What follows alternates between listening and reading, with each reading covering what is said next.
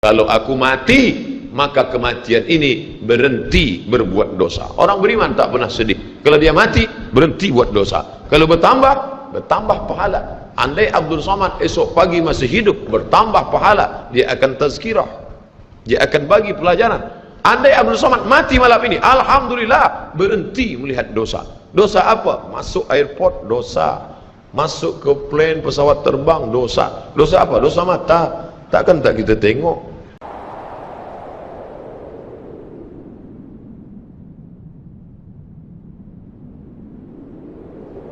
Hadirin hadirat muslimin muslimat yang dimuliakan Allah subhanahu wa ta'ala, sampai masanya tiba, datang malaikat membawa kain kafan min nur, dari cahaya. Lalu malaikat menampungnya, keluarlah roh.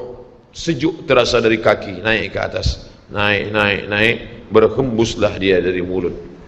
Wa nafakhtu fihi min ruhi, aku hembuskan, aku tiupkan. Dulu waktu masuknya ke tanah, ke daging itu ditiup, maka keluarnya pun juga keluar. Maka mata memandang, ruh keluar. Biji mata memandang, keluar biji mata.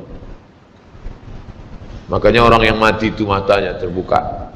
Makanya yang pertama kita lakukan menengok orang mati adalah memejamkan mata. Allahumma ghfir li Abdus Somad warfa' darajatahu ma'al ghabirin, inna lillahi wa inna ilaihi raji'un.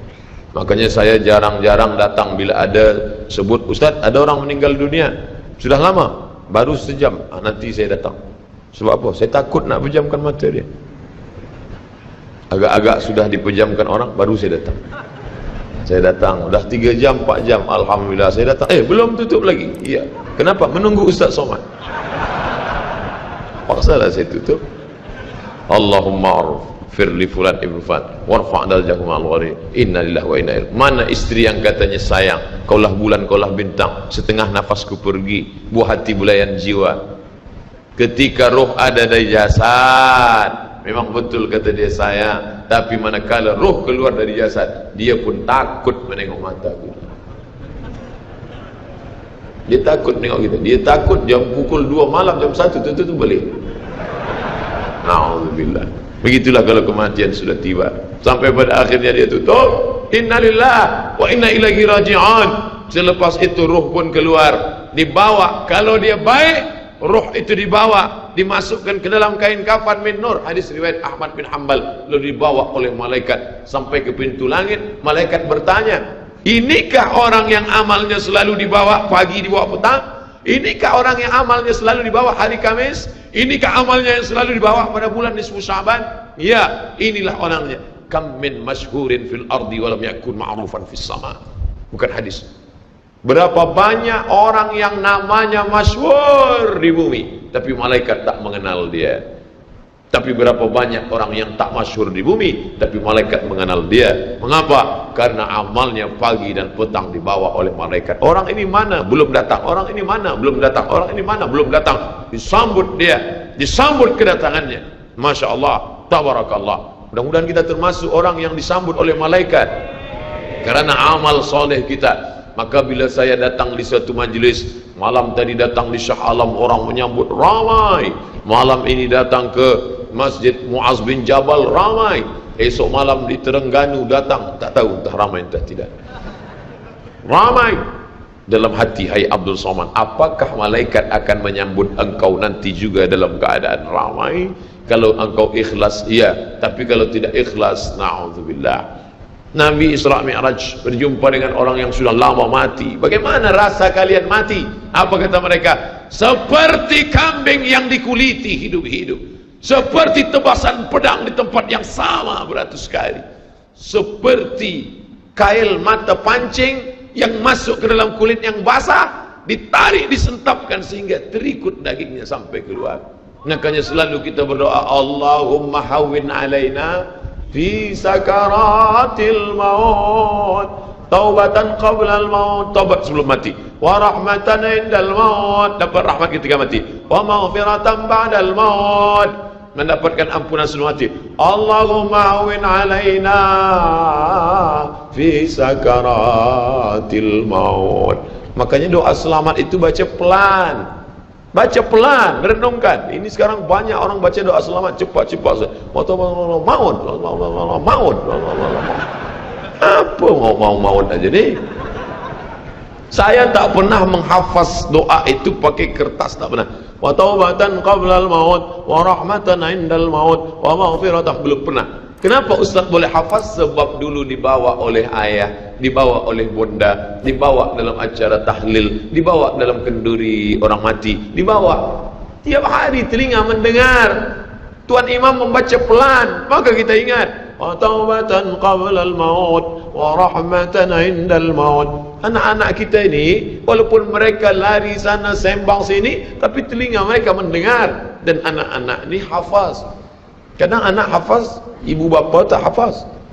Sebab apa? Sebab dia golden age, usia emas. Mereka hebat, mereka kuat ingatannya, menangkap hafazan itu begitu kuat. Maka kita ajarkan mereka doa itu pelan-pelan. Sebab bila kita ajar kuat-kuat, mereka balik, dia panggil, ibunda dia panggil. Cuba engkau baca apa doa tadi? Allah maut, Allah maut. Apa mau aja nih?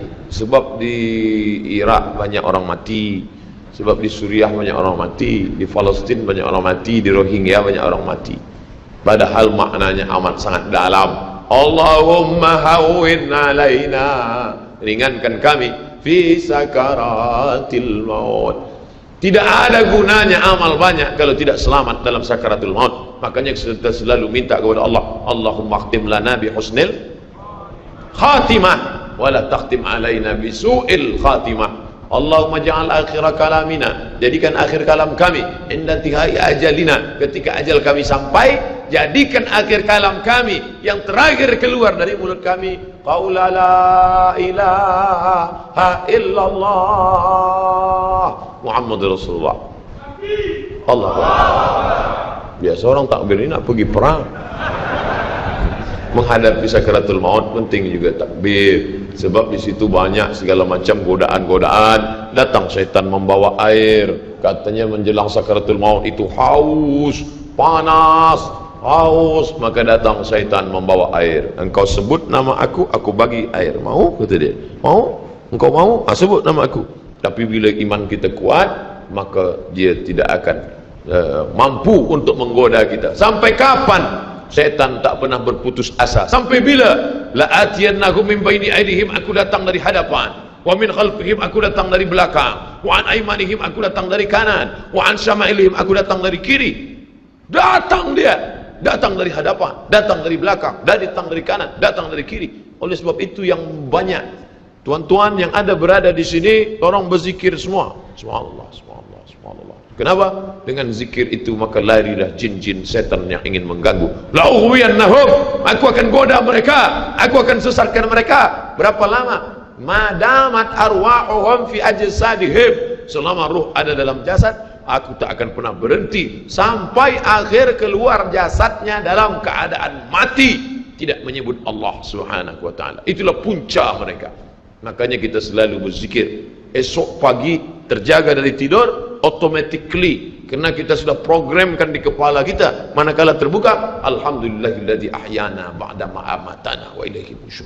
Selapar-laparnya orang beriman, manakala dia tengok makanan, terus saja dia ingat Allah. Allahumma barik lana fi ma razaqtana wa qina azabannar. Tapi ada setengah umat Islam, bila dah kenyang saja baru ingat Allah.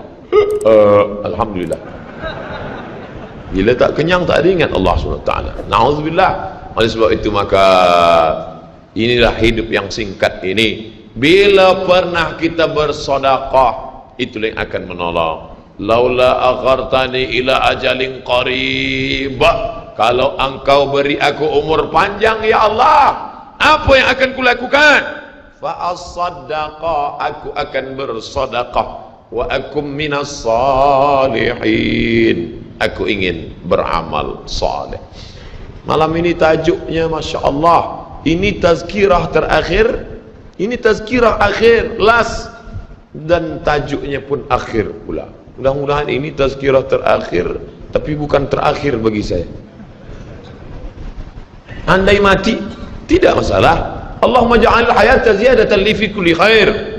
Kalau engkau takdirkan aku besok masih hidup ya Allah, jadikan hidupku itu ziyadatan li, sebagai amal tambahan. Kalau mati malam ini, Allahumma ja'alil mauta rahatan lana min kulli syarr. Kalau aku mati, maka kematian ini berhenti berbuat dosa. Orang beriman tak pernah sedih. Kalau dia mati, berhenti buat dosa. Kalau bertambah pahala. Andai Abdul Somad esok pagi masih hidup, bertambah pahala, dia akan tazkirah, dia akan bagi pelajaran. Andai Abdul Somad mati malam ini, alhamdulillah, berhenti melihat dosa. Dosa apa? Masuk airport, dosa. Masuk ke plane, pesawat terbang, dosa. Dosa apa? Dosa mata. Takkan tak kita tengok? Mata terbuka, takkan kita tutup? Maka orang beriman sentiasa menjaga dirinya. Tak pernah dia berkeluh kesah, tak pernah dia mencaci maki. Kenapa aku matikan aku ya Allah? Kenapa umurku pendek ya Allah? Ridha kepada Allah. Itu yang selalu kita katakan, raditu billah rabba wa bil islami dina wa bi Muhammadin nabiyyan wa rasula. Aku ridha. Ada yang lebih hebat daripada haji mabrur, ada yang lebih hebat daripada jihad fisabilillah, ada yang lebih hebat daripada zikir dan baca Quran. Apa dia? Ridha bi qada'illah. Ridha menerima keputusan Allah. Makanya banyak lelaki yang ridha manakala meninggal istrinya, datang orang, apa tuan tak menangis? Aku ridha menerima ini, Ustaz. Memang dah lama aku tunggu-tunggu. Oh, ini bukan ridha, ini memang penyakit. Oleh sebab itu maka makna ridha adalah tak berkeluh kesah. Setelah orang masuk ke dalam surga, mendapatkan kenikmatan surga, Allah bertanya, "Madza turidun?" Hai penghuni surga, apa lagi yang kalian inginkan? Apa kata penghuni surga? Ridhaka. Tapi engkau sudah masuk surga, ada yang belum kami dapat. Apa dia? Ridhamu. Yang mendapatkan ridha Allah hanya orang yang ridha menerima keputusan Allah Subhanahu wa taala. Man lam yarda bi qada'i. Sesiapa sahaja yang tak ridha menerima takdirku, wa lam yasbir bi bala'i, yang tak sabar menerima ujianku, falyatlub rabban siwaya, carilah Tuhan selain aku. Hadis ini dhaif.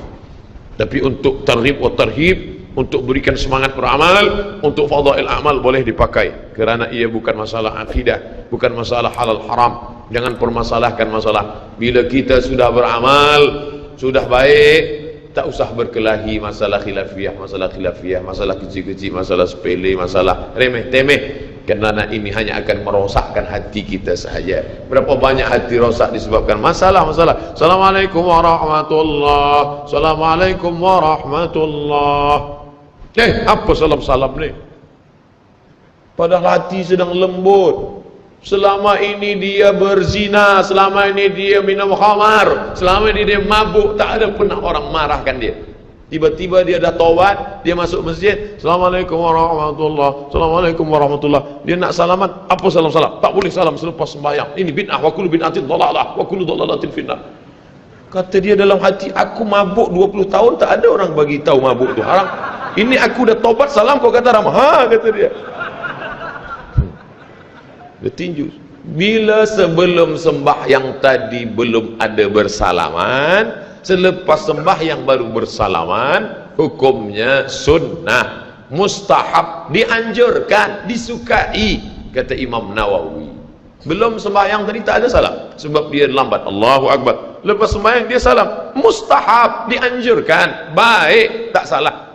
Bila sebelum sembahyang tadi sudah bersalaman, salam haji, salam datuk, salam tuan, masuk ke masjid, selepas sembahyang dia salam balik, mubah, tak jadi masalah. Yang tak boleh dalam sembahyang bersalaman, itu tak boleh. Datuk sehat, itu tak boleh.